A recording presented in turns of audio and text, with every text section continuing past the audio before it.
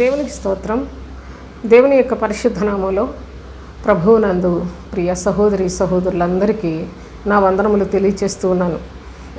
ప్రభు అయిన తండ్రి తన ప్రజలను నరుని నడుమునకు నడికట్టు అంటియుండునట్లుగా తన ప్రజలను ఆయనకు అంటియుండ చేశాడు అనే ఈ యొక్క భాగాన్ని మనం చదువుకుంటూ ఉన్నాం. పరిశుద్ధుడైన దేవుని యొక్క ప్రవక్త మరి ఆయన ద్వారా తండ్రి తన యొక్క ఉద్దేశాలు వెల్లడి చేస్తూ ఉన్నాడు. దేవుని ప్రజలను ఎంత భద్రంగా దాచిపెట్టినట్లు అనగా ఆయన ఆజ్ఞలు కట్టడలు ఆయన యొక్క నియమములను వారికి తెలియచేసి దేవుని కొరకే జీవించండి అని తెలియచేసినప్పటికీ మనుషులు ఏమాత్రం కూడా భయభక్తులు లేకుండా వాళ్ళ ఇష్టానుసారంగా జీవించినందుకు శిక్షను కూడా అనుభవించే పరిస్థితులు ప్రభు సన్నిధిలో నుండి మనం మరి జ్ఞాపకం చేసుకుంటూ ఉన్నాం. గత వీడియోలో చెప్పాను, ప్రభువు తన యందు భయభక్తులు కలిగి జీవించని వారందరినీ కూడా వారిని మత్తులుగా చేయబోచున్నాడు అనే సత్యాన్ని మనం గమనించాం. అయితే ఇర్మియా గ్రంథం 13వ అధ్యాయం 13-14 వచనాలు చదువుకుందాం. నీవు వారితో ఈ మాట చెప్పుము, యెహోవా సెలవిచ్చినదేమనగా, ఈ దేశ నివాసులందరినీ దయచేసి జాగ్రత్తగా చూడండి, ఈ దేశ నివాసులనందరినీ దావీదు సింహాసనము మీద కూర్చుండు వారిని అనగా రాజులనేమి యాజకులనేమి ప్రవక్తలనేమి యెరూషలేము నివాసులనందరినీ నేను మత్తులుగా చేయబోచున్నాను అని చెప్పాడు. నా మాట వినని వారు ఏమాత్రము క్షేమముగా బ్రతకకూడదు. దేవుని చిత్తం సోదరులారా. అదే ఏదో దేవుడంటే మనకు అన్నీ అనుకూలంగా మనకిష్టానుసారంగా జరిగిపోయేవి, ఆయన అన్నిటికీ మనకేదో సపోర్ట్ చేస్తున్నాడు అనుకుంటున్నారేమో, మనకి తోడయ్యి ఉండి మనల్ని నడిపిస్తున్నాడు అనుకుంటున్నారేమో. కానీ దేవుని యొక్క కార్యములు పరిశీలనగా చూడండి. ఎప్పుడైనా ఏ జనముకైనా చెడుతనము ఉన్నట్లయితే వారికి మేలు చేశాడా? దయచేసి ఆలోచించాలి. ప్రభు అయిన తండ్రి పూర్ణ హృదయముతో, పూర్ణ మనస్సుతో, పూర్ణ శక్తితోటి నీ దేవుడైన ప్రభువును ప్రేమించాలి అని చెప్పాడు. ఇది ధర్మశాస్త్ర కాలంలోనే ప్రభు ఇచ్చిన ఆజ్ఞలలోనే ఎప్పుడో వ్రాసిపెట్టాడు. అయితే ఈనాడు ప్రస్తుత కాలం మనం చూసినట్లయితే అందరూ ఎవరికి తోచినట్లు వారు, ఎవరికి ఏ మరి సంఘం అలవాటు పడిపోయారో ఆ సంఘాలకే వాళ్ళు బానిసలైపోయి బ్రతుకుతున్నారు. అక్కడ సత్యము ఉన్నదా, లేకుంటే ప్రభు చేత పంపబడిన బోధకుడు ఉన్నాడా అనే జ్ఞానము కూడా లేకుండా మనుషులందరూ మరి మత్తులైపోయి విపరీతమైన ప్రవర్తన ప్రవర్తిస్తూ పేరుకు దేవుని ప్రజలని చెప్పుకుంటూ చాలా అక్రమమైన బ్రతుకుతున్న పరిస్థితులు మన కన్నులారా చూస్తూ ఉన్నాం. కడవరి దినములలో దేవుడు తన ప్రేమ చేత ఎలాగైనా సరే నా పిల్లలు నా వైపు తిరుగుతారని అనేక విధాలుగా ఆయన హెచ్చరిస్తూ మీకు ఇష్టమైనా ఇష్టం కాకపోయినా కొన్ని మాటలు తెలియచేస్తూనే ఉన్నాడు. వాటిని మనము ఇది దేవుని మాట ఎవరు చెప్పేదనే తీసి ప్రక్కన పెట్టేయండి. దేవుని యొక్క మాట నాకు దొరుకుతుందా అని ఆశ కలిగిన వారికి లేఖనాలు చాలా స్పష్టంగా కూడా అర్థమవుతాయి సోదరులారా. నేను మరి ప్రత్యేకించి ఏదో నా కోసం చెప్పట్లేదు, లేకపోయినట్లయితే ఏదో కావాలని చెప్పట్లేదు. వాళ్ళ పేరు వాళ్ళ ఘనత కోసం వాళ్ళు మంచిగా అనిపించుకోవడానికి చెప్పేవాళ్ళు వాళ్ళ పద్ధతులు, వాళ్ళ ప్రవర్తన, వాళ్ళ నోటి మాటలు చాలా తేడాగా ఉంటాయి. కానీ నేను కేవలము దేవుని యొక్క పరిశుద్ధమైన లేఖనములలో ఉన్న సత్యమును అనగా మీరు క్రీస్తు వారై ఉండాలని మరి అనేక విధాలుగా మీకు నేను చాలా సంగతులు తెలియచేస్తూ ఉన్నాను. ఏదేమైనప్పటికీ కొంతమంది ఆత్మీయంగా మేలు పొందుచు కామెంట్స్ పెడుతున్నారు. చాలా సంతోషం. నిజంగా ప్రభువును నేను మహిమపరుస్తున్నాను సోదరులారా. నా ఆనందం కోసం చెప్పట్లేదు. నా తండ్రి నా ఉద్దేశాన్ని బహు తక్కువ మందికి ఎలాగైనా సరే నీవు చేరవేస్తావు అనే విశ్వాసంతో మరి ఈ ఛానల్లో నుండి మీకు కొన్ని సత్యవాక్యాలను తెలియచేస్తూ ఉన్నాను. అయితే దేవుని యొక్క కృపచేత మీరు ప్రతి వీడియోలో చక్కగా మొదటి నుండి కూడా చివరి వరకు జాగ్రత్తగా చూడండి. ఇదేదో సమయం ఇంతసేపు అయితే ఎక్కడ చూస్తామని దయచేసి నిర్లక్ష్యంగా వ్యవహరించకండి. దానివల్ల మీ ఆత్మీయ జీవితంలో క్షేమం పొందుతారు. నా ప్రియ సహోదరి సహోదరులారా, మనం ఈ లోకాన్ని విడిచిపెట్టేటప్పుడు మన తోటి వచ్చేది మనం నేర్చుకున్న భక్తి, అదే మన స్వాస్థ్యం, అదే మనం సంపాదించుకున్న ధనము సోదరులారా. సత్యమైన ధనాన్ని సంపాదించుకొని ఈ యొక్క యాత్రలో శక్తివంతులుగా జీవించాలని, దేవుని ప్రేమను సద్వినియోగపరచుకోవాలని కోరుకుంటూ ఉన్నాను. అయితే ప్రవక్త అయిన ఇర్మియా ద్వారా ప్రభువు తెలియచేస్తున్న ఈ సంగతులు చూడండి. నేను వారిని ఎంతో ప్రేమించి నా పిల్లలని నా యొక్క స్వాస్థ్యముగా వారిని నేను ఏర్పాటు చేసుకున్నప్పటికీ వాళ్ళు నన్ను ఏమాత్రము కూడా లక్ష్య పెట్టకుండా వారికి తోచినట్లుగా నానా విధములైన, మీకు అన్నీ నేను వివరంగానే చెప్తూ వచ్చాను. 10వ వచనంలో చెప్తాడు, అన్య దేవతలను పూజించుచు వాటికి నమస్కారము చేయుదుమని వాటిని అనుసరించుచు నా మాటలు విననొల్లక తమ హృదయ కాఠిన్యము చొప్పున నడుచుకొను ఈ ప్రజలు దేనికి పనికిరాని వారైపోతూ ఉన్నారు అని ప్రభు ఉపమాన రీతిగా ఒక సాదృశ్యాన్ని చూపిస్తూ ఎంత చక్కగా తెలియచేశాడో మనం చదువుకుంటూ ఉన్నాం సోదరులారా. కనుకనే ప్రభు యొక్క ఉద్దేశాన్ని దేవుని ప్రజలు నెరవేర్చాలి. ఆయన కీర్తి, మహిమ, స్తోత్రమును ప్రజలకు తెలియచేయాలి సోదరులారా, మన ప్రవర్తన ద్వారా, మన సత్క్రియల ద్వారా.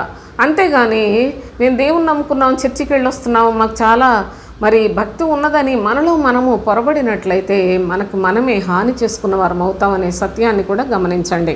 అయితే దేవుని యొక్క పరిశుద్ధమైన లేఖనములను అనుసరించి జీవించిన వారందరినీ కూడా మత్తులుగా చేస్తున్నాడు. ప్రస్తుత కాలంలో ఎలాగ మత్తులైపోతూ ఉన్నారో కూడా గత వీడియోలో మనం జ్ఞాపకం చేసుకున్నాం. అయితే చూడండి, ఈ మత్తులైన పరిస్థితుల్లో ఉన్న ప్రజలకు సంభవించే నష్టం ఎంత ఘోరమైందో కూడా ఒకసారి మీరు తెలుసుకోవాలి. చూడండి 14వ వచనం. అప్పుడు నేను తండ్రులను కుమారులను అందరినీ ఏకముగా ఒకని మీద ఒకని పడద్రోయుదునని యెహోవా సెలవిచ్చుచున్నాడు. చూడండి, అందరినీ దావీదు సింహాసనము మీద కూర్చున్న రాజులను మొదలుకొని ప్రవక్తలను, యాజకులను, ప్రజల దేశ నివాసులందరినీ కూడా మత్తులుగా చేస్తున్నానని చెప్పి వాళ్ళు మత్తులైనప్పుడు వారు ఏ విధమైన క్రియలు చేస్తారో కూడా చెప్పాడు. అప్పుడు నేను తండ్రులను కుమారులను అందరినీ ఏకముగా ఒకని మీద ఒకని పడద్రోయుదునని యెహోవా సెలవిచ్చుచున్నాడు. ఎంత కఠినమైన శిక్ష విధిస్తూ ఉన్నాడో చూడండి. తండ్రులను కుమారులను మొత్తాన్ని అందరినీ ఒకరి మీద ఒకరిని పడద్రోయుదునని యెహోవా సెలవిచ్చుచున్నాడు. వారిని కరుణింపను, శిక్షింపకపోను, వారి ఎడల జాలి పడక నేను వారిని నశింపచేసేదను అంటూ ఉన్నాడు. ఎంత ప్రేమస్వరూపి అయిన తండ్రి, జాలి కలిగిన తండ్రి, దీర్ఘశాంతుడైన తండ్రి ప్రజలు దేవుని యొక్క మాట ప్రకారంగా జీవించకపోతే వారి విషయంలో ఎంత కఠినుడై ఉంటాడో కూడా తెలియచేస్తున్నాడు. మనము మన హృదయ కాఠిన్యాన్ని బట్టి మన ఇష్టానుసారంగా జీవించినట్లయితే ప్రభు అయిన తండ్రి ఆయన తన చిత్తము చొప్పున బహు కఠినమైన శిక్ష, దేవుని మాటను నిర్లక్ష్యపెట్టి వారి జీవితంలో పంపించుతూ ఉన్నాడు అనే సత్యాన్ని గమనించండి. ఈ శిక్ష కూడా ఎంత ఘోరమైందో చూడండి. తండ్రులను కుమారులను ఒకని మీద ఒకని పడద్రోస్తాడట. వారిని శిక్షించకుండా విడిచిపెట్టను, వారి మీద జాలి పడను, కరుణించను, అసలు వారిని నాశనం చేస్తానని తెలియచేస్తూ ఉన్నాడు. దేవుని యొక్క సన్నిధిలో, ఈ సృష్టిలో ఆయన సముఖమందు బ్రతుకుట అల్పమైన కార్యంగా మీకేమైనా కనిపిస్తుందా? ఈ లోకములో దేనికన్నా దేవుని యొక్క పిల్లల యొక్క జీవితం పోల్చడానికి, అసలు వాళ్ళను ఏ విషయంలోనైనా దేనితోనైనా పోల్చడానికి అసలు లోకంలో ఏదైనా సరితూగగలదా సోదరులారా? అంత శ్రేష్ఠుడు, ఆ పరిశుద్ధుడు, ఆ మహిమాస్వరూపి అయిన తండ్రి ఆయనకు కోపము తెప్పించుటయే ఈనాడు దేవుని ప్రజల బ్రతుకులు. ఆయనకు బహుగా ఉగ్రత తెప్పించే పద్ధతిలో నడుచుకుంటూ ఉన్నారు. అలాగని ఆయన కోపాన్ని ఏ విధంగా తీర్చుకుంటాడో కూడా చెప్పాడు. తండ్రులను కుమారులను అందరినీ మొత్తం ఎవరిని విడిచిపెట్టాడు, అందరినీ మత్తులుగా చేసి ఆ తరువాత ఒకరి మీద ఒకరిని పడద్రోస్తానని ప్రభువు తెలియచేస్తున్న ఈ యొక్క అనుభవాన్ని మనం దయచేసి కొన్ని లేఖనాలను కనుక జ్ఞాపకం చేసుకున్నట్లయితే, ఒక్కని మీద ఒక్కని పడద్రోయుట. వాళ్ళు ఎవరో ఇరుగు పొరుగు వాళ్ళు కాదు, లేకుంటే ఏదో మన దూర బంధువులు కాదు, మన గ్రామస్తులు కాదు, వేరే వేరే ఎవరికీ చెప్పట్లేదు సోదరులారా. తండ్రులు కుమారుల గురించి ప్రత్యేకించి తెలియచేస్తూ ఉన్నాడు. మీరు దయచేసి ఆలోచన చేసినట్లయితే, నేను తండ్రులను కుమారులను అందరినీ ఏకముగా ఒక్కని మీద ఒక్కని పడద్రోయిదనని తెలియచేస్తూ ఉన్నాడు. ఇంటిలోనే ఎంత ఘోర సమస్యలతో నింపబడతారో, దేవుని యొక్క భయం లేని కుటుంబములు ఏ విధముగా ఛిద్రమైపోతూ ఉన్నాయో, మరి అవన్నీ కూడా దేవుని ప్రేమను పోగొట్టుకొని ఎంత భయంకరమైన పరిస్థితులు అనుభవిస్తున్నారో అది మీ మనస్సులు గ్రహించుట చాలా అవసరం. ఎందుకంటే మేము చర్చికి వెళ్ళొస్తున్నాం, చాలా బాగున్నాం అనుకుంటారు, అంతే తెలుసు మీకు. కానీ లేఖనములను తెలుసుకునండి, చాలా మేలు పొందుతారు. చూడండి, ఎహెజ్కేలు గ్రంథం 5వ అధ్యాయం, ఎహెజ్కేలు గ్రంథం 5వ అధ్యాయం 9-10 వచనాలు చదువుకుందాం. నీ హేయ కృత్యములను బట్టి పూర్వమందు నేను చేయని కార్యమును, ఇక మీదట నేను చేయబోను కొనని కార్యమును నీ మధ్య జరిగింతును అన్నాడు. నీ హేయ కృత్యములను బట్టి, ఇంతవరకు నేను ఎప్పుడు చేయని కార్యాలు, ఇక మీదట చూడండి, నేను చేయని కార్యమును ఇక మీదట నేను చేయబోను కొనని కార్యములను మీ మధ్య జరిగింతును అని చెప్పాడు. ప్రభువు ఇంతకుముందు ఆ విధంగా ఎవరికి చేయలేదట. ఇక మీదట కూడాను చేయాలని ఆయన ఉద్దేశం కలిగి లేడు సోదరులారా. కానీ మీ మధ్యలో నేను జరిగించబోచున్నాను అన్నాడు.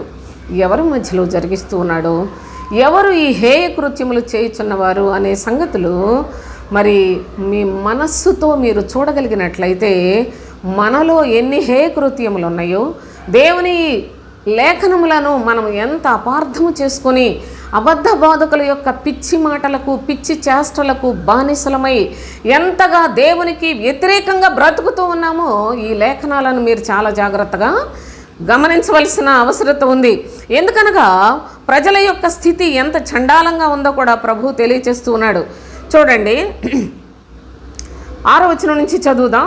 అయితే వారు నా విధులను తృణీకరించి నా కట్టడలను అనుసరింపక దుర్మార్గతను అనుసరించుచు నా విధులను కట్టడలను త్రోసివేసి తమ చుట్టూనున్న అన్యజనుల కంటేను దేశస్థుల కంటేను మరి అధికముగా దుర్మార్గులైరి. ఈనాడు క్రైస్తవ జీవితం కూడా మనం ఏదో భక్తి కలిగిన వారమని మోసపోవడానికే మీరు క్రైస్తవులుగా చలామణైపోతున్నారు. కానీ దేవుని యొక్క ఉద్దేశపూర్వకముగా ప్రభువు చెప్తున్నాడు, మీ చుట్టూనున్న అన్య ప్రజల కంటే కూడా, దేశస్థుల కంటే అనగా ఈ లోక సంబంధమైన మనుషులందరికంటే కూడా దేవుని ప్రజలు ఈనాడు చాలా చాలా దుర్మార్గమైన క్రియలు చేస్తున్నారట. ఎందుకు ఈ విధంగా జరుగుతోంది అంటే, దేవుని యొక్క ప్రజలు వాళ్ళు దేవుని కృప ద్వారా క్షేమము పొంది ఆ యొక్క క్షేమాన్ని అనగా శరీర సంబంధమైన మనస్సుతో దేవుని లేఖనముల మీద తిరుగుబాటు చేస్తూ ఉన్నారు. ప్రభువు ఏది వద్దని చెప్తే వాటిని ఆసక్తితోటి వెంబడిస్తూ ఉన్నారు సోదరులారా. మరలా మేము దేవుని సన్నిధికి వెళుతున్నాం, దేవుని సేవ చేస్తున్నాం, దేవుని యందు భయభక్తులు కలిగి జీవిస్తూ ఉన్నాం, చాలా విశ్వాసము, కుటుంబం నా కుటుంబం అనేమో నోటితో చెప్పుకుంటున్నారు. కానీ ప్రవర్తన విషయంలో చూసినట్లయితే అన్ని దుర్మార్గపు క్రియలే. మీ చుట్టూనున్న అన్య ప్రజలకు కూడా వాళ్ళకు తెలిసిన దానిలో భయభక్తులు కలిగి కొంత జీవిస్తారట. కానీ నా ప్రజలు నా కట్టడలు తెలుసుకొని నా ప్రియ కుమారుని యందు విశ్వాసం ఉంచక లోక సంబంధులై లోకస్తుల వలె జీవిస్తూ లోకాన్ని ప్రేమించొద్దు అని చెప్తే లోకం చుట్టూ తిరుగుతూ లోకం చుట్టూ త్రిప్పే దొంగ బోధకులకు బానిసలైపోతూ నా దృష్టిలో చేయరాని కార్యములు చేస్తూ వాళ్ళు బహుగా దుర్మార్గులైరి అని తెలియచేస్తున్నాడు. కాబట్టి ప్రభు అయిన యెహోవా ఇలాగూ సెలవిచ్చుచున్నాడు, నా కట్టడలను అనుసరింపకయు నా విధులను గైకొనకయు నుండి వారై మీ చుట్టూనున్న అన్ని జనులకు కలిగి ఉన్న విధులనైనను అనుసరింపక మీరు మీ చుట్టూనున్న దేశస్థుల కంటే మరి అధికముగా కఠిన హృదయులైరి. చూడండి, ఎంత ఆయనే ప్రభు అయిన తండ్రే ఎన్నిసార్లు రిపీట్ చేస్తూ ఈ మాటలు తెలియచేస్తున్నాడో గమనించండి. కావున ప్రభు అయిన యెహోవానగు నేను నీకు విరోధినైతిని. దేవుడు తన యొక్క ప్రజలకు విరోధి అయిపోయాడు. నీ దేవుడు నీకు విరోధి అని నీకు తెలిస్తే కనీసం మార్చుకుంటావని నీ హృదయము కఠినపరచబడిన పరిస్థితుల్లో నుండి నువ్వు బయటకు వస్తావని ప్రేమ కలిగిన తండ్రి ఆయన చేసే హెచ్చరికలు కూడా గ్రహించలేని మత్తులో ఉన్నట్లయితే మిమ్మల్ని బాగు చేయుట ఎవరికి సాధ్యం కాదనే సత్యాన్ని కూడా లేఖనాల్లో తెలియచేశాడు. ఎందుకనగా దేవుని యొక్క ప్రజల మధ్యలోనికి భక్తుడు వెళ్ళి చెప్తే ప్రజలు మారతారని దేవుడు కూడా అనుకోవటం లేదు సోదరులారా. చాలా చక్కగా చెప్పాడు. చూడండి, ప్రభు అంటున్నాడు కదా, యెహెజ్కేలు గ్రంథం 2వ అధ్యాయంలో 3వ వచనం నుంచి చూడండి. ఆయన నాతో ఇట్లా, నేను నరపుత్రుడా, నా మీద తిరుగుబాటు చేసిన జనుల యొద్దకు, ఇశ్రాయేలీయుల యొద్దకు నిన్ను పంపుచున్నాను. నరపుత్రుడా, నా మీద తిరుగుబాటు చేసిన జనుల యొద్దకు. వాళ్ళు ఎవరో కాదు, అన్ని జనులు కాదు. అన్ని జనుల గురించి ఏదో నోరు బారేసుకొని మాట్లాడుకుంటున్నారు. అసలు మన బ్రతుకులు ఎలాగున్నాయి, మన కొంప ఎలాగుందో చూసుకున్నట్లయితే అప్పుడు ఆ తర్వాత ప్రక్కని బాగు చేయడానికి వీలు కలుగుతుంది. ముందు క్రైస్తవ కుటుంబముగా దేవుని యొక్క ప్రజలుగా ఉన్నవారే అందరూ కూడా బహుగా దేవుని మీద తిరుగుబాటు చేస్తూ ఎవరి కోసం వారు చెప్తూ ఉంటారు, ఎవరి కోసమో ప్రార్థన చేస్తూ ఉంటారు. వాళ్ళ రక్షణ, వీళ్ళ రక్షణ, ఏదేదో కాని పనులన్నీ చేసుకొని ఏదో భక్తుల్లాగా ఫీల్ అయిపోవటమే కానీ నిజముగా దేవుని మీద ప్రేమ కలిగి బ్రతుకుతున్నారా? దేవుని యందలి భయభక్తులతోటే బ్రతుకుతున్నారా? దేవుడే నా జీవితానికి ప్రాణాధారం అనే విశ్వాసంతో బ్రతుకుతున్నారా? ఆలోచించేయండి. ఇక్కడ ప్రభు అంటున్నాడు, నా మీద తిరుగుబాటు చేసిన జనుల యొద్దకు, ఇశ్రాయేలీయుల యొద్దకు నేను పంపుచున్నానని వారును వారి పితరులను నేటి వరకు నా మీద తిరుగుబాటు చేయుచునే ఉన్నారు. వారును వారి పితరులను నేటి వరకు నా మీద తిరుగుబాటు చేస్తూనే ఉన్నారని చెప్పాడు. ఆనాడు ఐగుప్తు దేశంలో నుండి ప్రభు అయిన తండ్రి మన పితరులైన అబ్రహాం, ఇస్సాకు, యాకోబులకు చేసిన వాగ్దానాన్ని బట్టి వారి సంతతిని పాలు తేనెలు ప్రవహించు దేశానికి నడిపించడానికి ప్రభు ఎంతో బాధ్యత తీసుకున్నప్పటికీ ప్రజలు చివరి వరకు నిలిచి ఉన్నారా? వాళ్ళు అనేకులు అరణ్యంలో రాలిపోయారు. కేవలము 6 లక్షల పైచిలకు వాళ్ళందరూ బయలుదేరారు. స్త్రీలు, పిల్లలు కాక సోదరులారా, 20 సంవత్సరములు పైబడిన వారిని లెక్కించి వాళ్ళందరినీ నడిపించుకొని తీసుకొస్తున్నాడు. కానీ అన్ని లక్షల మంది కూడా అరణ్యంలో రాలిపోయారు. వాళ్ళు అనేకులు శోధించి సంహరించబడ్డారు. సణిగి సంహారకుని చేతిలో లయమైపోయినట్లుగా లేఖనాల్లో వ్రాయబడి ఉన్నాయి సోదరులారా. అయితే చివరికి కాలేబు, యెహోషువాయే కదా గమ్యం వరకు కూడా చేరుకోగలిగిన విశ్వాసులై ఉన్నారు. కనుక ఆది నుండి కూడా వారు పితరులు వారు అందరూ కూడా తిరుగుబాటు చేస్తూ ఉన్నారు. అయితే 4వ వచనం చూడండి, వారు సిగ్గుమాలిన వారును కఠిన హృదయులనై ఉన్నారు. చూడండి, దేవుని ప్రజల యొక్క హృదయ స్థితి ఎంత ఘోరంగా ఉందో. ఆనాడు యెహెజ్కేలు కాలంలో ఆనాడు ప్రజల స్థితి అలా ఉందేమో, మేమైతే చాలా భయభక్తులు కలిగి జీవిస్తున్నామని మోసపోతున్నారేమో నా ప్రియ సహోదరి సహోదరులారా. వారి కన్నా ఈ కాలంలో ఉన్నవారు మరీ వేషధారులైపోయి మరీ చెడిపోయిన స్వభావం కలిగిన వారై, శరీరానుసారమైన మనస్సు కలిగిన వారై, పైకి భక్తి కలిగిన వారై అనేక విధాలుగా పరిశుద్ధాత్మ మీద తిరుగుబాటు చేస్తూ ఉన్నారు. ఈ సత్యాన్ని ప్రతి విశ్వాసి అనుకుంటున్నారు, కానీ మీ హృదయములకు తెలియచేసే కృపను తండ్రి నేటి దినం అనుగ్రహిస్తున్నాడని గమనించండి. అయితే వారు సిగ్గుమాలిన వారును కఠిన హృదయులనై ఉన్నారు. సిగ్గు లేదంట. హృదయాలు చూస్తే కఠినమైపోయాయట. అంతేకాదు, వారి యొద్దకు నేను నిన్ను పంపుచున్నాను, వారు తిరుగుబాటు చేయవారు గనుక వారు వినినాను వినకపోయినాను. తమ మధ్య ప్రవక్త ఉన్నాడని వారు తెలుసుకున్నట్లు ప్రభువు యెహోవా ఇలాగూ సెలవిచ్చుచున్నాడు అని చెప్పాడు. వారు వినినా వినకపోయినా వారి మధ్యలో ప్రవక్త ఉన్నాడు, దేవుని చేత పంపబడిన ప్రవక్త ఉన్నాడని వారు తెలుసుకున్నట్లుగా నేను వారి దగ్గరికి నిన్ను పంపిస్తున్నాను, కనుక నీవు వెళ్ళి నేను చెప్పిన మాట ప్రకారముగా చెప్పాలి. 5వ వచనం చూడండి. నరపుత్రుడా, నీవు బ్రహ్మదండి చెట్లలోనూ ముండ్ల తుప్పలలోనూ తిరుగుచున్నావు. దేవుని ప్రజల యొక్క స్థితి ఎలాగుందో గమనించండి. నరపుత్రుడా, నీవు బ్రహ్మదండి చెట్లలోనూ ముండ్ల తుప్పలలోనూ తిరుగుచున్నావు, తేళ్ల మధ్య నివసించుచున్నావు. బ్రహ్మదండి చెట్లెవరు? ముండ్ల తుప్పలెవరు? తేళ్ళు ఎవరు? జాగ్రత్తగా చూడండి. ఇంత భయంకరముగా దేవుని దృష్టికి దేవుని ప్రజలు కనిపిస్తూ ఉన్నారు. ఎంత బాధాకరమైంది గమనించారా? ఎంత వికృత చేష్టలు చేస్తూ విశ్వాసులుగా భావించుకుంటున్నారు. ఎంత అసహ్యమైన క్రియలను చేస్తూ లోకస్తుల కన్నా అసహ్యమైన బ్రతుకులు బ్రతుకుతూ దేవుని యొక్క మనుషులమని, మేము దేవుని ప్రజలమని చెప్పుకుంటూ ఉన్నారు. వారి వస్త్రధారణ చూడండి, వారి వేష భాషలు చూడండి, వారి యొక్క నీచ కార్యకలాపాలు చూడండి. ప్రతి విషయంలో లోకస్తులతో పోల్చుకొని వారిలాగా అందంగా కనపడాలి, లోకస్తులలాగా బాగా సుఖభోగాలు అనుభవించాలి అనే మనసే కానీ నేటి క్రైస్తవ జనాంగానికి నా ప్రభువు పరలోకములో నుండి దిగివచ్చాడు, ఆయనను పోలి జీవించాలి, ఆయన వలె జీవించాలి, ఆయన కలిగిన మనస్సును కలిగి జీవించాలి, ఇరుకు ద్వారములో ప్రవేశించి దేవుని యొక్క రాజ్యానికి నా ప్రయాణాన్ని కొనసాగించాలి అని నిజ క్రైస్తవులు ఎంతమంది ఉన్నారండి? ఆలోచించేయండి. కనుక ప్రజల స్థితిని చెప్తున్నాడు ప్రభు. పేరుకు నా ప్రజలే, ఇశ్రాయేలీయులే, దేవుని అంగీకరించిన ప్రజలే, కానీ వాళ్ళందరూ కూడా ముండ్ల తుప్పలయ్యా, బ్రహ్మదండి చెట్లు అని చెప్పాడు, తేళ్ల వంటి వారు అని చెప్పారు. చాలా హానికరులు.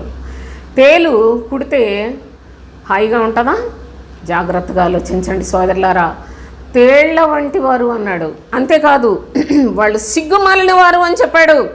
అయినను ఆ జనులకు భయపడకము, వారి మాటలకు భయపడకము, వారు తిరుగుబాటు చేయవారు, వారికి భయపడకము అని ప్రభు తన ప్రజల గురించి ఆయన ఎంత బాధపడుతూ ఉన్నాడో జ్ఞాపకం చేసుకోండి. ఇలాంటి ప్రవర్తన ప్రవర్తిస్తూ ఉన్నప్పుడు తండ్రి సంతోషిస్తాడా? నా ప్రియ సహోదరి సహోదరులారా, మన ప్రభు పరిశుద్ధుడై ఉన్నాడే. నేను పరిశుద్ధుడనై ఉన్నాను, మీరును పరిశుద్ధులై ఉండుడి అని చెప్పాడు. అసలు ఈ లోకంతో మీకేం సంబంధం అని చెప్పాడండి. ఈ లోక ధనమును సమకూర్చుకోవద్దని చెప్పాడు, ఈ లోక ఆచారములు పాటించవద్దని చెప్పాడు, ఈ ప్రపంచ ధర్మమును నెరవేర్చవద్దని చెప్పాడు, ఈ లోకమునైను లోకములో ఉన్న వాటినైను ప్రేమించకుడి అని చెప్పాడు. ఎవడైనా ఈ లోకముతో స్నేహము చేయగోరినట్లయితే వాడు దేవునికి శత్రువు అని చెప్పాడు. ఈ లోకముతో కలిసిపోతూ దేవుని సన్నిధికి వచ్చే వాళ్ళందరూ వ్యభిచారులు అని చెప్పాడు. ఇక ఇంతకన్నా ఏమీ లేఖనాలు మీకు ఆధారంగా లేకపోయినట్లయితే మరి మీరు నమ్మటానికి అనుకూలమైన లేఖనాలు, నేనేమన్నా పరిశుద్ధ గ్రంథంలో లేని మాట ఏదైనా చెప్తే నా ప్రియ సహోదరి సహోదరులారా మీరు అభ్యంతరపడవచ్చు. కానీ పరిశుద్ధుడైన ప్రభువు మనకు సెలవిచ్చిన మాటలు, మనము వాటిని అనుసరించి జీవించవలసిన మాటలు తెలియచేస్తూ ఉన్నాను. వాటిని ఈ దినాన ప్రభువు మనకు హెచ్చరికగా, మీరు నా ప్రజలైతే నేను చెప్పినట్లు జీవించాలి కదా, మీరు నా యందు భయభక్తులు కలిగిన వారైతే నన్ను వెంబడించాలి కదా, మీరు నన్ను వెంబడించే మనసు లేనివారై ఉన్నారు, నా యందు భయభక్తులు లేనివారై ఉన్నారు, నా ఆజ్ఞలను నిర్లక్ష్యపెట్టు వారిగా బ్రతుకుతూ ఉన్నారు, కనుక మిమ్మల్ని అందరినీ కూడా నేను మత్తులుగా చేశాను. ఈ మత్తులైన వారు వారి యొక్క జీవితాల్లో తండ్రులు కుమారులు మొత్తాన్ని ఒకరి మీద ఒకరిని పడద్రోయిదును అని చెప్పిన దేవుని యొక్క సత్యాన్ని దయచేసి మీరు గమనించండి. చూడండి, హెచ్కేల్లోనే ఇప్పుడు మనం చదువుకున్నాం కదా, 9వ వచనం, 5వ అధ్యాయం 9, 10 వచనాలు మళ్ళీ చదువుదాం. నీ హేయ కృత్యములను బట్టి పూర్వమందు నేను చేయని కార్యమును, ఇక మీదట నేను చేయబూను కొనని కార్యమును నీ మధ్య జరిగింతును. ఏంటది చూద్దాం. కావున నీ మధ్య తండ్రులు తమ కుమారులను భక్షింతురు. ఇంతకుముందు నేను చేయలేదా పని, ఇక ముందు చేస్తానని కూడా అనుకోవటం లేదు. కానీ ఏంటి నేను చేయబోయే కార్యం అంటే, నీ మధ్య తండ్రులు తమ కుమారులను భక్షింతురు, కుమారులు తమ తండ్రులను భక్షింతురు.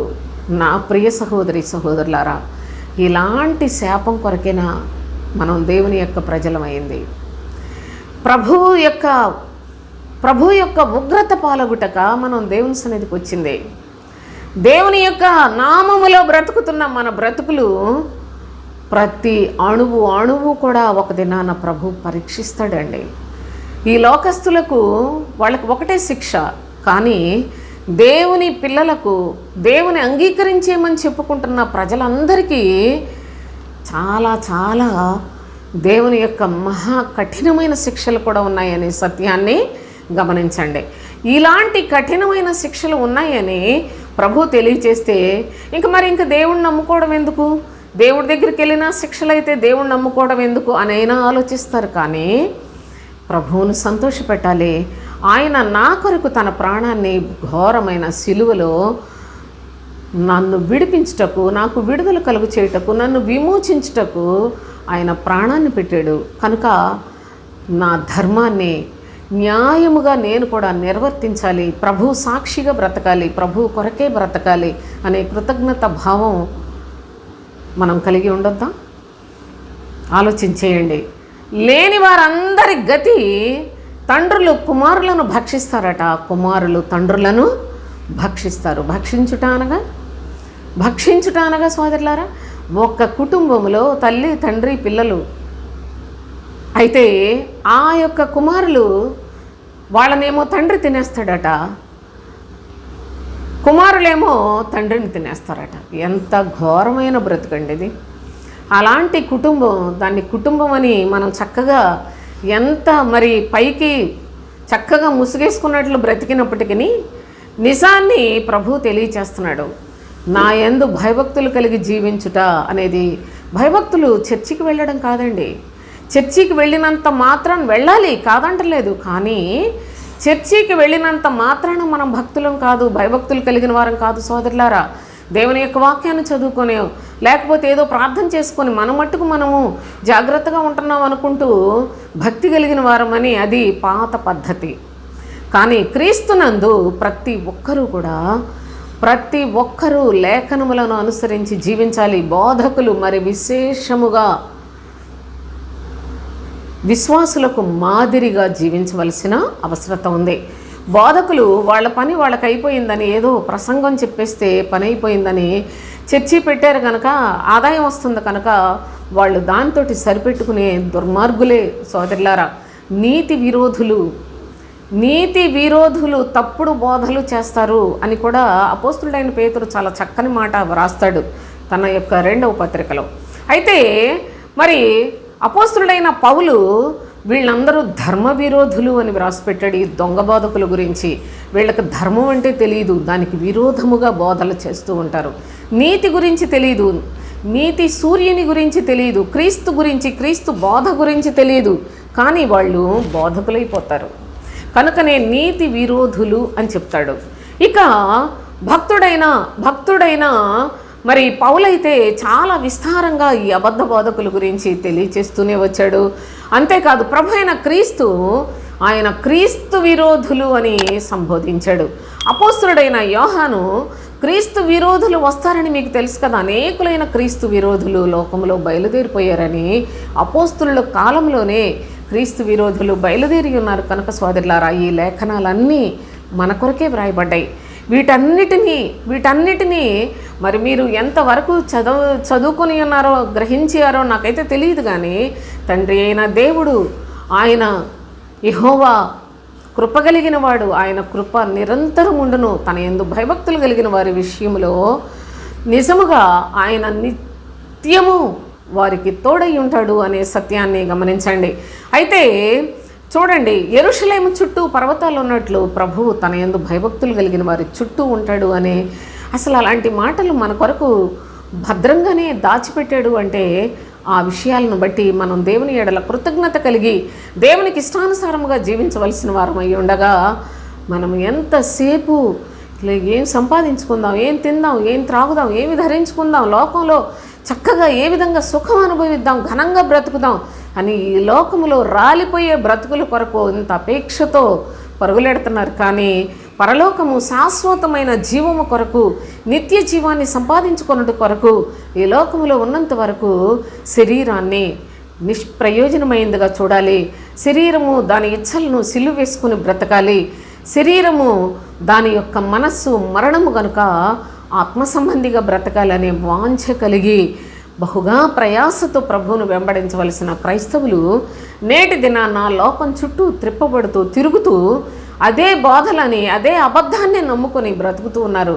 ప్రభు యొక్క పరిశుద్ధాత్మ ఎంత దుఃఖపడుతూ ఉందో.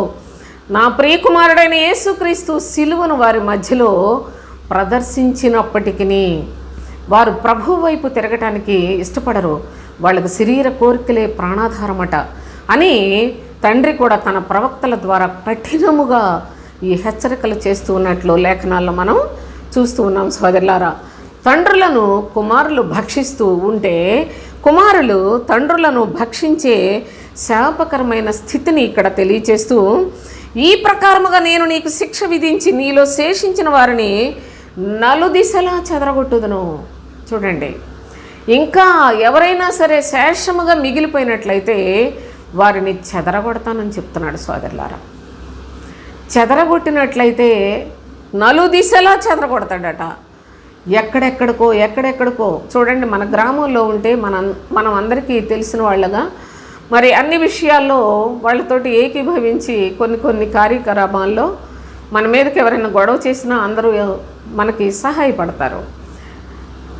కానీ చూడండి, ప్రభువు చెదరగొట్టినట్లయితే ఎక్కడో దేశాన్ని విడిచిపెట్టినట్లు, పట్టణాలను విడిచిపెట్టినట్లు, వారి యొక్క స్వజనులను వాళ్ళందరికీ దూరం అయిపోయి ఎన్నికలేని బ్రతుకుతూ, అంతేకాదు దేశ దిమ్మరుల్లాగా బ్రతికే స్థితికి ప్రభువే తోలివేస్తామనే సత్యాన్ని కూడా తెలియచేస్తున్నాడు. ఆయన ప్రేమ కలిగిన వాడే, ఆయన పేరే ప్రేమ స్వరూపి. కానీ ఆయనే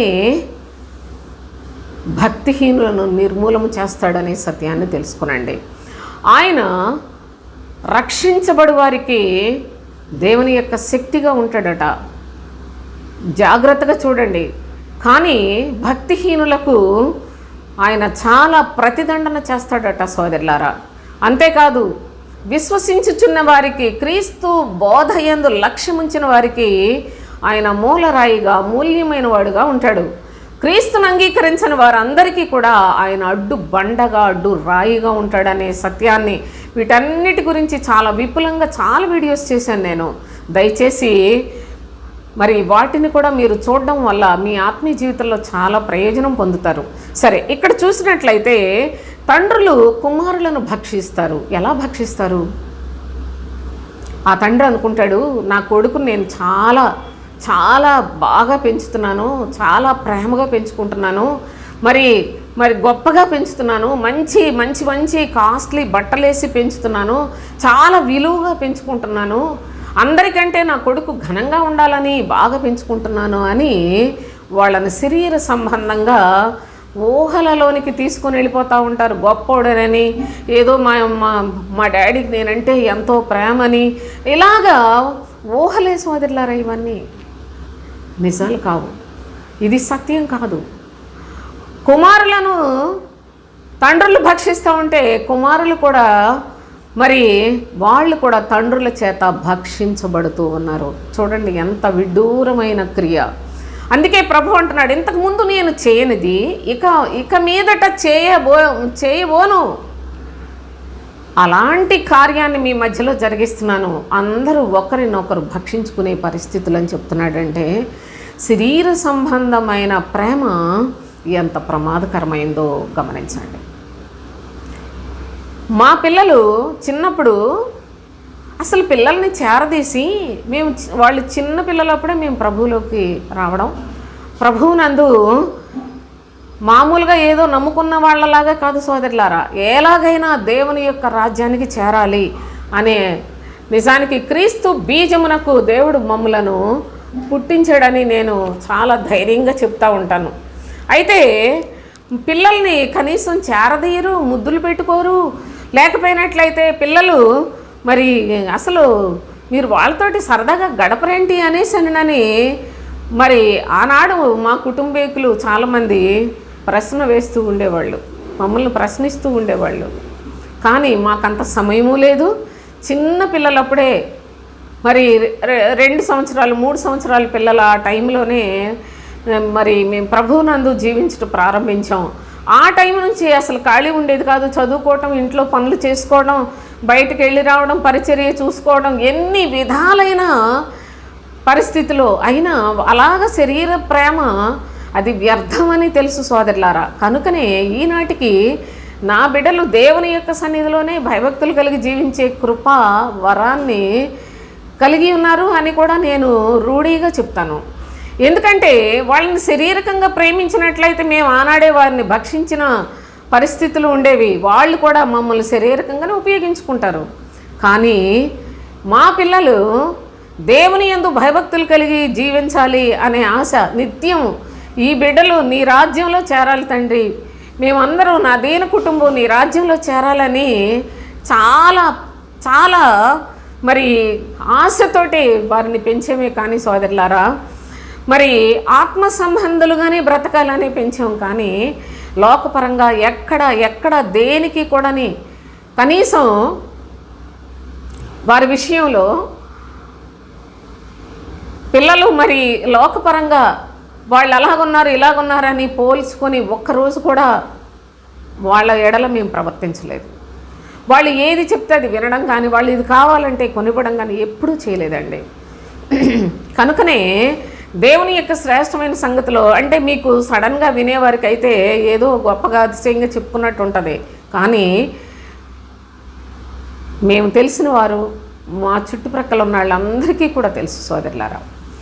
వాళ్ళు చిన్ననాటి నుంచి ఎలా పెరిగారో, ఎంత కంట్రోల్గా వాళ్ళు ఉంచామో, అసలు కనీసం మరి ఏదో కొత్త బట్టలు కొని ఆనందింపచేసే పరిస్థితులు కూడా వాళ్ళకి లేకుండా చేసామంటే అది దేవుని మహాకృపని మాత్రమే నేను తెలియచేస్తున్నాను.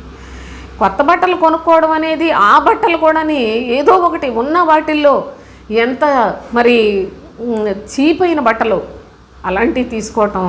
ఎందుకంటే మనం ఏదైనా సరే ఖర్చు పెట్టేది ప్రభు నిమిత్తం ఖర్చు పెట్టుకోవాలి. పిల్లలకు ఖర్చు పెడితే దేవుని ప్రేమ వాళ్ళ మీద పోతుంది అనే అంత భయంతో పెంచిన అనుభవాలు నా జీవితంలో ఉన్నాయండి. కనుక దేవుని యొక్క మహాకృప చేత శరీర సంబంధమైన ప్రేమ చూపే తండ్రులు పిల్లలను భక్షించువారే. ఆ యొక్క ప్రేమలకు పిల్లలు కూడా నన్నెందుకు నాన్నగారు మీరు దేవుని కొరకు పెంచలేదని అడగరు కదండి. వాళ్ళు కూడా మా డాడీ అంటే ఇష్టం, నన్నేమనరు, మా మమ్మీ అంటే ఇష్టం, ఈ విధంగా తయారైపోయి వాళ్ళు తల్లిదండ్రులను భక్షించే పద్ధతులే. ఇదంతా దేవునికి వ్యతిరేకమైన పని అండి. అందుకే ప్రభు అంటున్నాడు, మీ హేయ కృత్యములను బట్టి నేను మీకు విరోధినై ఉన్నాను అన్నాడు.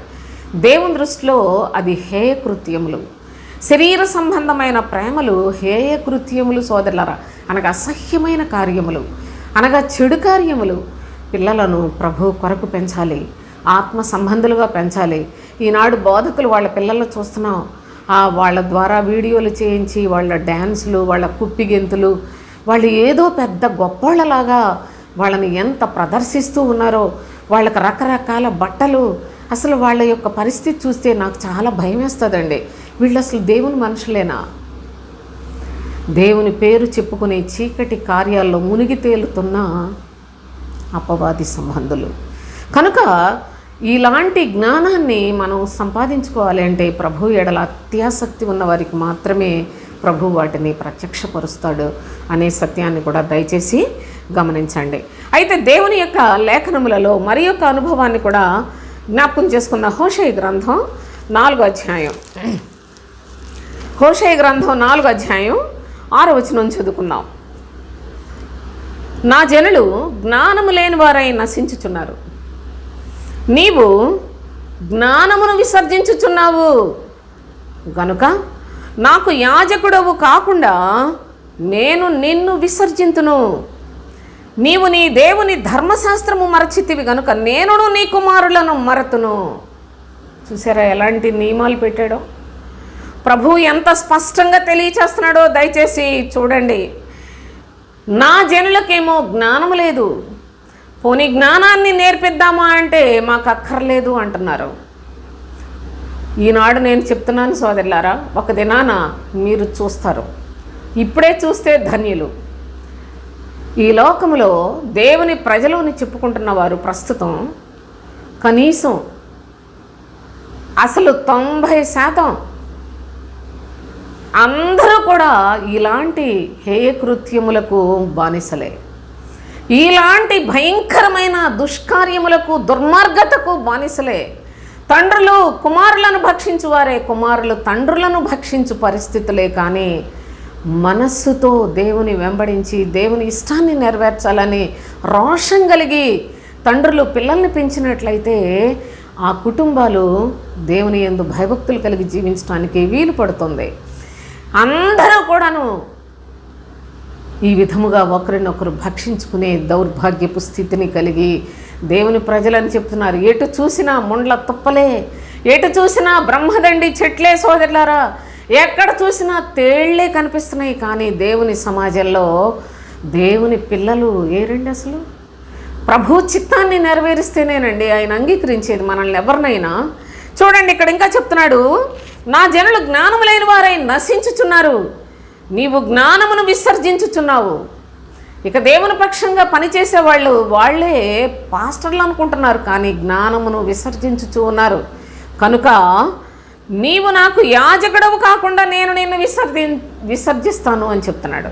దేవుని పక్షముగా మీరేమో పాస్టర్ గారు అనుకుంటాడు, కానీ ప్రభువేమో ఇతను అసలు నాకు సంబంధి కాడు అని చెప్తాడు. నమ్ముతారా మీరు? ఈ మాట ఎందరూ నమ్మగలరు సోదరులారా? నేటి క్రైస్తవ్యములో ఎందరూ ఈ విధమైన వాక్యాన్ని నమ్మగలరు? లేఖనములు లేకుండా నేను ఒక్క మాట కూడా మీతో మాట్లాడలేదు. దేవుని యొక్క పరిశుద్ధమైన సన్నిధిలోనే ప్రభు అయిన తండ్రి తెలియచేస్తున్న సంగతులు చూడండి. నీవు నన్ను నా జ్ఞానాన్ని విసర్జించావు కనుక నేను నిన్ను యాజకుడవు కాకుండా నేను నిన్ను విసర్జింతును. నీవు నీ దేవుని ధర్మశాస్త్రము మరచితివి గనుక నేనును నీ కుమారులను మరతును అన్నాడు. ఎవరైతే దేవుని యందు భయభక్తులు కలిగి జీవిస్తారో వారి పిల్లలు దేవుని యొక్క కృపా కాపుదలలో భద్రంగా ఉంటారు. ఎవరైతే దేవుని యొక్క లేఖనములను అనుసరించి జీవించరో అట్టి వారిని గురించి ప్రభు ఏం చెప్తున్నాడో తెలుసా? నేను నీ పిల్లలను మర్చిపోతాను అన్నాడు. ఇది శాపమా ఆశీర్వాదమా? దయచేసి ఆలోచించాలి. చూడండి,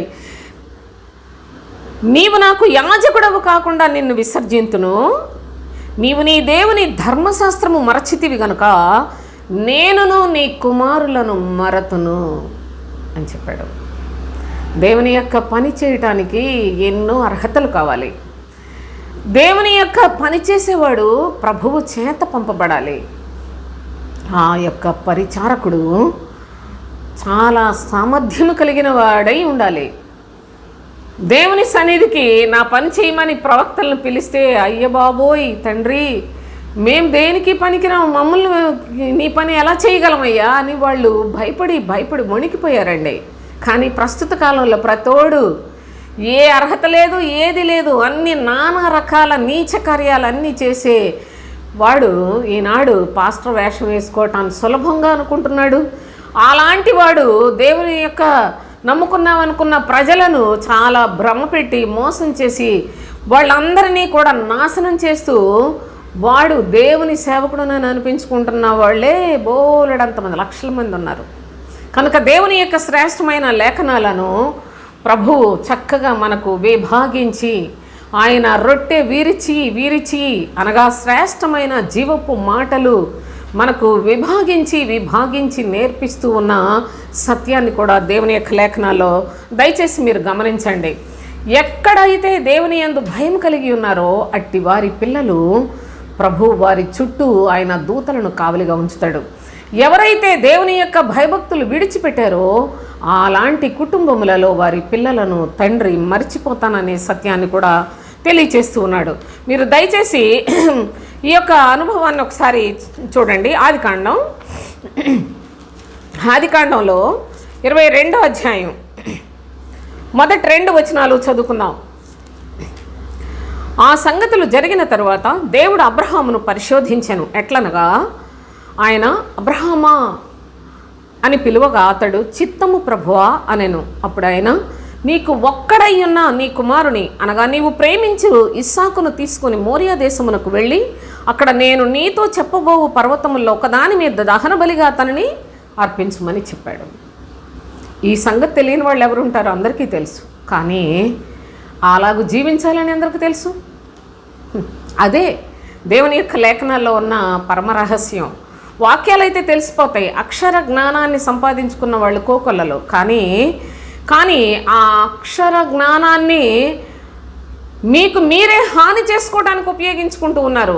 ఆత్మ సంబంధముగా మార్చుకోగలిగిన శక్తి అది చాలా దేవుని యొక్క కృప పొందిన వారికి మాత్రమే సాధ్యమవుతుంది. ఇక్కడ ప్రభువు చెప్తున్నాడు, అబ్రహాముని నేను పిలిచాను, తనకు ఒక్కడై ఉన్న కుమారుని నాకు బలిగా అర్పించమని చెప్పాడు. కానీ అబ్రహాము ఒక్కడై ఉన్న కుమారుడు 100 సంవత్సరములు 100 సంవత్సరాలప్పుడు పుట్టిన ఆ యొక్క కుమారుని తీసుకొని వెంటనే దేవుని యొక్క మాటకు లోబడి తండ్రి తన కుమారుడికి చేయవలసిన దేవుని చిత్త ప్రకారముగా నెరవేర్చినట్లు మనం చూస్తున్నాం. కనుకనే ఆ కుమారుడు కూడా తన తండ్రి ఆజ్ఞల అనుసరించి జీవించినట్లుగా, అందుకే ఆ యొక్క కుమారుడు అబ్రహాముకు వారసుడైనట్లుగా చూస్తున్నాం. అబ్రహాము, ఇస్సాకు, యాకోబు అని వారు ఈ సృష్టిలోనే మూల స్తంభములు అనే సత్యాన్ని కూడా మనం నేర్చుకుని ఉన్నాం సోదరులారా. కనుక దయచేసి చూడండి, తండ్రులను బట్టి కుమారులు వారి యొక్క ప్రవర్తన మన ప్రేమలు చూపించి వాళ్ళను చంపుకుంటున్నామా, లేక మనము ప్రభువు కొరకు ఆయన చిత్తాన్ని నెరవేర్చి వారిగా బ్రతుకుతూ మన యొక్క పిల్లలు దేవునికి ఆయన కృపకు పాత్రులగునట్లుగా పెంచుతున్నామా అనే సత్యాన్ని కూడా దయచేసి గమనించండి సోదరులారా. ఇవి ప్రతి క్రైస్తవ జీవితంలో చాలా అత్యవసరమైన సంగతులు. లేకపోయినట్లయితే తండ్రులు కుమారులను, కుమారులు తండ్రులను భక్షించే శాపానికి ప్రభువు తోలివేస్తాడు అనే సత్యాన్ని కూడా గమనించండి. యోహాను సువార్త 5వ అధ్యాయం 19వ వచనం చదువుకుందాం. కాబట్టి యేసు వారికి ఇట్లు ప్రత్యుత్తరం ఇచ్చెను, తండ్రి ఏది చేయుట కుమారుడు చూచునో అదే కానీ తనంతట తాను ఏదియూ చేయనేరడు. ఆయన వేటిని చేయునో వాటినే కుమారుడును అలాగే చేయును. తండ్రి కుమారుని ప్రేమించుచు తాను చేయు వాటినెల్లను ఆయనకు అగుపరచుచున్నాడని మీతో నిశ్చయముగా చెప్పుచున్నాను. మరియు మీరు ఆశ్చర్యపడినట్లు వీటికంటే గొప్ప కార్యములను ఆయన అగుపరచును. తండ్రి మృతులను ఎలాగూ లేపి బ్రతికించును, అలాగే కుమారుడును తనకిష్టం వచ్చిన వారిని బ్రతికించును. తండ్రి ఎవరికిని తీర్పు తీర్చడు కానీ తండ్రిని ఘనపరచునట్లుగా అందరూ కుమారుని ఘనపరచవలనని తీర్పు తీర్చుటకు సర్వాధికారము కుమారునికి అప్పగించి ఉన్నాడు. కుమారుని ఘనపరచని వాడు ఆయన పంపిన తండ్రిని ఘనపరచడు. దేవునికి స్తోత్రం. ఎంత చక్కని తండ్రి కుమారుల బంధాన్ని నేర్పించడానికి ప్రభు మనకి లేఖనాలు తెలియచేస్తూ ఉన్నాడు. చాలామంది అంటూ ఉంటారు, అసలు తండ్రి ఎవరు, కుమారుడు ఎవడు, ఏటి మీకు ఎందరు దేవుళ్ళు ఉన్నారు అంటాడు మరొకడు. మరి ఒకడు చూసినట్లయితే అసలు ఈ యేసు దేవుడిని ఎక్కడ చెప్పుకున్నాడు అంటాడు. మరి ఒకడు చూసినట్లయితే ఈ యెహోవా అనేవాడు ఇంకా దూషించరాని మాటలు దూషించి ఎంత దుర్మార్గంగా సృష్టికి వ్యతిరేకమైన ఈ మాటలు మాట్లాడుతున్న వారు ఆయుష్కాలం తగ్గిపోద్ది సోదరులారా.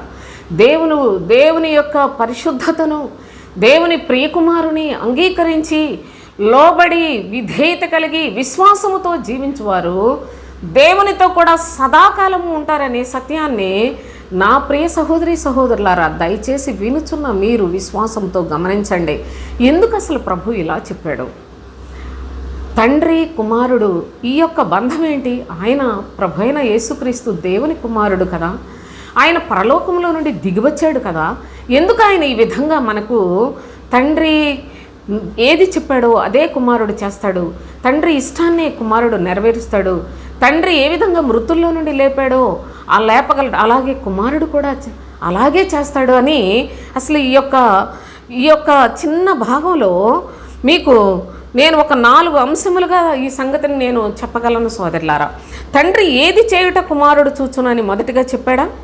రెండవది చూడండి, తండ్రి కుమారుని ప్రేమించుచు తాను చేయి వాటిని ఎల్లను ఆయనకు అగుపరుచుచున్నాడని రెండవదిగా చెప్పాడు. ఇక మూడవదిగా చూసినట్లయితే ఆయన మృతులను ఎలాగూ లేపి బ్రతికిస్తాడో అలాగే కుమారుడు తనకిష్టము వచ్చిన వారిని బ్రతికిస్తాడట. ఇక నాలుగవదిగా తండ్రి ఎవనికిని తీర్పు తీర్చడు కానీ తండ్రిని ఘనపరచునట్లుగా తీర్పు తీర్చు అధికారము కుమారునికి ఇచ్చేశాడట. నా ప్రియ సహోదరి సహోదరులారా, ఏంటి ఈ తండ్రి కుమారుల బంధం? మనకు మాదిరి చూపిస్తూ ఉన్నాడు. దేవునికి స్తోత్రం. ప్రభు అయిన తండ్రి ఆయన కుమారుణ్ణి లోకానికి శరీరధారిగా పంపించాడు. ఆ కుమారుడు వాక్యమే. ఆ వాక్యమే శరీరాన్ని ధరించుకొని లోకంలోనికి మనకు మాదిరి చూపుటకు వచ్చాడు. ప్రతి అణువులో కూడా ఆయన మనకు మాదిరి చూపించాడు. తండ్రి దగ్గర ఏ విధముగా మీరు నడుచుకోవాలి, నేను ఏ విధముగా నడుచుకున్నానో మీరు కూడా ఆ విధముగా. తండ్రి కుమారుల బంధము కన్నా లోకములో శ్రేష్టమైన బంధం ఏది కూడా లేదండి. కనుకనే చక్కని బంధాన్ని ప్రభు ఆయనకిష్టులైన వారికి అనుగ్రహిస్తాడు. దాన్నే చెప్తూ ఉన్నాడు. ఏమనంటే, తండ్రులు శరీరరీతిగా శరీర గొప్పల కోసం, శరీర క్షేమం కోసం, శారీరకంగా ధనవంతులైపోవటం కోసం కుమారులను ప్రేమించినట్లయితే అట్టివాడు కుమారుణ్ణి భక్షించువాడు అని చెప్పాడు. తండ్రి చిత్త ప్రకారముగా ఎవరైతే వాక్యాన్ని అనుసరించి జీవిస్తారో అట్టి వారి విషయంలో తండ్రి కుమారుల యొక్క బంధాన్ని స్థిరపరుస్తానని చెప్పిన దేవుని యొక్క సత్యాన్ని మనం చూస్తూ ఉన్నాం సోదరులారా. మనకు ప్రభు అయిన యేసుక్రీస్తు కూడా ఆయన మాదిరి చూపిస్తున్నాడు.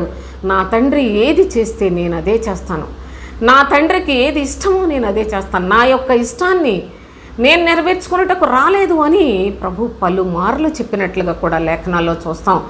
అదే కాకుండా మీరు 8వ అధ్యాయంలో కూడా చూడండి. యోహాను సువార్త 8వ అధ్యాయం 38వ వచనం చదువుకుందాం. నేను నా తండ్రి యొద్ద చూచిన సంగతులే బోధించుచున్నాను, ఆ ప్రకారమే మీరు మీ తండ్రి యొద్ద వినిన వాటినే జరిగించుచున్నారు. చూసారా ఏం చెప్పాడో? నా తండ్రి మీ తండ్రి అన్నాడు. యూదులతో మాట్లాడుతూ ప్రభు నేటి దినాన మనతో మాట్లాడుతూ ఏం చెప్తున్నాడంటే, నేను నా తండ్రి దగ్గర ఏం చూశానో అదే మీకు బోధిస్తూ ఉన్నాను అని చెప్పాడు. అయితే మీరు మీ తండ్రి యొద్ద వినిన సంగతులనే మీరు నెరవేరుస్తూ ఉన్నారు, అనగా జరిగిస్తూ ఉన్నారు అని చెప్పాడు. నా ప్రియ సహోదరి సహోదరులారా, నా తండ్రి అనే ప్రభు ఎవరిని గురించి? తండ్రి అయిన దేవుని గురించి మాట్లాడుతున్నాడు. మరి ప్రజలతో మీ తండ్రి అంటూ ఉన్నాడు, అనగా మీరందరూ అపవాది సంబంధులు. మీ తండ్రి అపవాది అని చెప్పాడు. వాడు ఏది చెప్తే మీరు అదే వింటారు, కానీ నేనైతే నా తండ్రి దగ్గర చూచినవే మీకు బోధిస్తూ ఉన్నాను అని చెప్పాడు. నా ప్రియ సహోదరి సహోదరులారా, ఎంత లోతైన సంగతులు ఇందులో దాచబడి ఉన్నాయో మరి ఇంకా వివరంగా చెప్పడానికి నాకు సమయం లేదు. కానీ ప్రభు అయిన యేసుక్రీస్తు తన తండ్రి దగ్గర చూచిన వాటిని బోధిస్తూ ఉన్నాడు. కానీ దేవుని యొక్క ప్రజలు వారి తండ్రి దగ్గర అనగా అపవాది దగ్గర వినిన వాటినే చేస్తూ ఉన్నారు. కనుకనే మీరు మీ తండ్రి యగు అపవాది సంబంధులు అన్నాడు. చూడండి 44వ వచనంలో, మీరు మీ తండ్రి యగు అపవాది సంబంధులు, మీ తండ్రి దురాశలు నెరవేర్చగోరుచున్నారు. ఈ వాక్యాన్ని బట్టి ఎంతమంది అపవాదికి తండ్రిని అపవాదినే తండ్రిగా కలిగి ఉన్నారో, ఎందరూ ప్రభువును తండ్రిగా ఆరాధిస్తూ ఉన్నారో. దయచేసి మీ తండ్రి దేవుడా లేకుంటే అపవాదియా అని ఒక ప్రశ్న వేసుకునండి సోదరులారా. మీరు అపవాది క్రియలు దురాశలు నెరవేర్చువారైతే అపవాది సంబంధులే, వాడి దగ్గర వినేవే మీరు చేస్తూ ఉన్నారు. కానీ మీరు పరలోకపు తండ్రికి కుమారులైనట్లయితే ఆయన చెప్పినట్లు చేయాలి. ఆయన చెప్పినట్లు చేయటం శరీరానికి అసలు ఇష్టం ఉండదండి, చాలా కష్టం. పరలోకమందున మీ తండ్రికి మీరు కుమారులగునట్లు మీ శత్రువులను ప్రేమించడని చెప్పాడు. సులభమండి అది? నా ప్రియ సహోదరి సహోదరులారా, తండ్రి ఏది చేయుట కుమారుడు చూస్తాడో దాన్నే చెయ్యాలి. అది నిజమైన తండ్రి కుమారుల యొక్క బంధం. అది సత్యవంతుని యందు ఉన్న చక్కని బంధాన్ని కాపాడుకుంటారో, లేక అబద్ధ బోధలు విని అబద్ధికుడు చెప్పే మాటలను నమ్మి దురాశలలో ఉండి మీరు అపవాదిని తండ్రిగా కలిగి ఉన్నారో పరీక్ష చేసుకుని నేడైనా దయచేసి సత్యాన్ని అంగీకరించండి. ప్రభు అయిన తండ్రి అని ఆయన పిలిస్తే ఆయన పలకడు, ఆయన పిల్లలు పిలిస్తేనే పలుకుతాడనే సత్యం మనము ఈ యొక్క వీడియోలో చాలా తేటగా మరి గ్రహించవచ్చు సోదరులారా. అంతేకాకుండా యోహాను సువార్త 14వ అధ్యాయంలో 30-31 వచనాలు చూడండి. ఇక మీతో విస్తరించి మాట్లాడను, ఈ లోకాధికారి వచ్చుచున్నాడు, ఈ లోకాధికారి వస్తున్నాడట, నాతో వానికి సంబంధం ఏమీ లేదు. అయినను నేను తండ్రిని ప్రేమించుచున్నానని లోకము తెలుసుకున్నట్లు తండ్రి నాకు ఆజ్ఞాపించినది నెరవేర్చుటకు నేను ఇలాగూ చేయుచున్నాను. తండ్రి ఆజ్ఞాపించినది నెరవేర్చుటకు వాడు వస్తున్నాడు, అపవాది, వాడికి నాకేటి సంబంధం ఏమీ లేదు. కానీ నా తండ్రి ఈ లోకము కొరకు నన్ను ఒక పస్కా పశువుగా వధించుటకు ఇష్టపడి ఈ లోక రక్షణ కొరకు, ఈ లోకమును విమోచించుట కొరకు నన్ను పంపించాడు కనుక నా తండ్రి చిత్తాన్ని నెరవేర్చబోతూ ఉన్నాను అని ఆయన తన యొక్క మరణము గురించి కూడా అక్కడ తన అపోస్తులకు తెలియచేస్తున్నట్లు లేఖనాల్లో చూస్తున్నాం. యోహాను సువార్త 16వ అధ్యాయం 28వ వచనాన్ని కూడా జాగ్రత్తగా చూద్దాం. నేను తండ్రి యొద్ద నుండి బయలుదేరి లోకమునకు వచ్చి ఉన్నాను, మరియు లోకమును విడిచి తండ్రి యొద్దకు వెళ్ళుచున్నాను. లోకమును విడిచి తండ్రి యొద్దకు వెళ్ళుచున్నాను అని తెలియచేస్తూ ఉన్నాడు సోదరులారా. తండ్రి దగ్గర నుంచి బయలుదేరి వచ్చిన కుమారుడు మరలా లోకమును రక్షించి మరలా ఆయన ఈ లోకమును విడిచి తండ్రి దగ్గరికి వెళ్ళుటకు నిర్ణయించబడిన ప్రియకుమారుడు. తండ్రి చెప్పాడు, ఈయన నా ప్రియకుమారుడు, ఈయన యందు నేను ఆనందించుచున్నాను అన్నాడు. ఈయన నా ప్రియకుమారుడు అనగా నా చిత్తాన్ని నెరవేర్చే నా కుమారుడు. మీరైతే ఎవరి చిత్తాన్ని నెరవేరుస్తూ ఉన్నారు? ఎవరి ఇష్టాన్ని నెరవేరుస్తూ ఉన్నారు సోదరులారా? ప్రభు అయిన దేవుని యొక్క సన్నిధిలో బిడ్డల విషయంలో అపొస్తలుడైన పౌలు ఒక మాట చాలా స్పష్టంగా తెలియచేస్తూ ఉన్నాడు. చూడండి, గలతీయులకు రాసిన పత్రిక 4వ అధ్యాయం చూడండి, 1వ వచనాన్ని చదువుతున్నాను. మరియు నేను చెప్పునదేమనగా, వారసుడు అన్నిటికీ కర్త అయ్యున్నను, బాలుడయ్యున్నంత కాలము అతనికిని దాసునికిని ఏ భేదము లేదు అన్నాడు. పిల్లల్ని ముద్దుగా గారంగా ఎంతో ప్రేమగా పెంచుకున్నట్లుగా మీ భావన అది. కానీ దేవుని యొక్క ప్రేమలోను శిక్షలోను దేవునికి అనుకూలమైన సదాకాలము దేవునికి ఇష్టడై ఉండినట్లుగా పెంచుట అనేది ఎంత లాభకరమైందో దయచేసి ఆలోచించేయండి. ప్రభు అంటున్నాడు, కుమారుడు నీ కుమారుడే, వారసుడే, కానీ అతడు బాలుడై ఉన్నంత వరకు, చిన్న వయసు, జ్ఞానము లేని వయసు ఉన్నంత వరకు దాసునికి నీ కుమారుడికి ఏ తేడా కూడా లేదు. వాడు పెద్దవాడై భారాన్ని, బాధ్యతను తెలుసుకొని ఆ విధమైన మంచి ప్రవర్తనలోనికి వచ్చినప్పుడే అతను అధికారాన్ని కలిగిన వాడై ఉంటాడు. దేవుని యొక్క లేఖనాల్లో అందుకే అంటున్నాడు, నేను చెప్పినదేమనగా, వారసుడు అన్నిటికీ కర్తయే.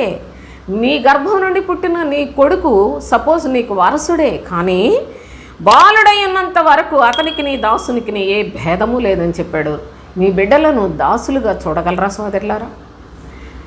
మీ చెత్త ప్రేమలతోటి వాళ్ళను భక్షించటానికి చక్కగా మీరేదో వాళ్ళకి మేలు చేస్తున్నాం అనుకుంటున్నారు. కానీ మీ యొక్క హృదయం, కఠినమైన హృదయంలో నుండి, చెడిపోయిన హృదయంలో నుండి మీ యొక్క శరీర దురాశలతో కూడిన ప్రేమలను మీ బిడ్డలకు చూపిస్తూ వారిని భక్షించుతూ ఉన్నారు.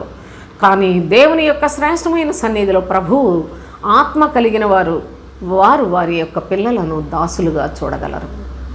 వారు మాత్రమే నా బిడ్డలైతే కావచ్చు, వీళ్ళు దేవుని కొరకే, వీళ్ళు శాశ్వత జీవాన్ని పొందాలి, వీళ్ళు దేవుని యొక్క కృపను సదాకాలము వారి మీద నిలిచి ఉండనట్లుగా నేను పెంచటం నా బాధ్యత అనే విశ్వాస హృదయం కలిగిన తల్లిదండ్రులు ఉన్నట్లయితే ఆ బిడ్డలు నిజముగా వారు కూడా దేవునికి మరి వారసులు అవుతారు సోదరులారా. చర్చికి వెళ్తున్నాం, భక్తులం అయిపోతున్నాం, దేవుని యొక్క వాక్యాలు చదువుకుంటున్నాం, కుటుంబ ప్రార్థనలు చేసుకుంటున్నాం, భక్తులం అయిపోతున్నాం అనుకుంటున్నారు. ఇంట్లో ప్రార్థన చేస్తారు, వీధిలో మీ పరిస్థితులు ఎలా ఉన్నాయి, మీ పిల్లల యొక్క ప్రవర్తన ఎలా ఉంటుంది, లోకంలోనే ఎంత ప్రయాసపడిపోతున్నారో, కానీ ఆత్మ కోసం, నీ బిడ్డ ఆత్మ కోసం ఎప్పుడైనా ఆలోచించావా? వాళ్ళ ఆత్మలు కూడా క్రీస్తు పాద సన్నిధిలో నిత్యము నిలిచి ఉండాలి అనే బాధ్యతతో బోధకులకి, వాళ్ళ పిల్లలకి ఆ అనుభవాలు లేవు. ఆ బోధకులు కూడా దేవుని యొక్క జ్ఞానమును విసర్జించి ఉన్నారు. ప్రభు వారిని విసర్జించాడు, వారి యొక్క పిల్లలను కూడా విసర్జించిన పరిస్థితులు మనం చదువుకున్నాం. కనుక దేవుని యొక్క లేఖనాలు జాగ్రత్తగా గమనించండి. దేవుని యొక్క రాజ్యము కొరకు సిద్ధపడే పద్ధతిలో మనము మన యొక్క నిజమైన క్రైస్తవ జీవిత విధానాన్ని కలిగి మన మనసుల్లో ప్రభువును స్థిరపరచుకొని క్రీస్తు రాజ్యము కొరకు మన పిల్లలను కూడా సిద్ధపరిచినప్పుడే ప్రభు యొక్క ఆశీర్వాదం మన మీద నిలిచి ఉన్నది. అంతేగాని ఉద్యోగాలు వస్తేనో, లేకపోతే బాగా సంపన్నులతో పెళ్ళిళ్ళు అయిపోతేనో, లేకపోయినట్లయితే లోకంలో సుఖంగా బ్రతుకుతుంటేనో ఇవి దీవెనలో ఆశీర్వాదాలు కాదు. మట్టి శరీరానికి ప్రాధాన్యతనిచ్చేవాడు శాపగ్రస్తుడు సోదరులారా. పరలోకము కొరకు నిరీక్షణతో శరీరమందు శ్రమపడువాడు దేవుని కృపకు పాత్రుడు.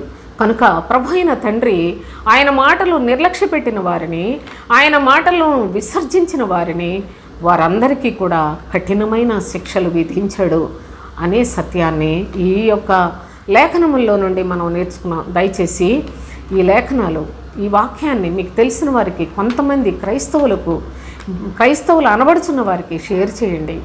వారికి కూడా మేలు చేయండి సోదరులారా. ఎందుకనగా మనము మన ఆయుష్కాలం ఉన్నంత వరకే దేవుని యొక్క మాటలు వినే మనసు తండ్రి అనుమతితోటి అనుగ్రహించినట్లయితే మనం మార్చుకోగలం, పరలోకానికి సిద్ధపడగలం. మరి అట్టి కృపను మనందరం కూడా పొందాలని దేవుని యొక్క కృపను బట్టి మీకు నేను తెలియచేస్తూ ఉన్నాను. మరి నెక్స్ట్ వీడియోలో మరికొన్ని విషయాలు చదువుకున్నాం. దేవునికి స్తోత్రం. ముగించేస్తాను.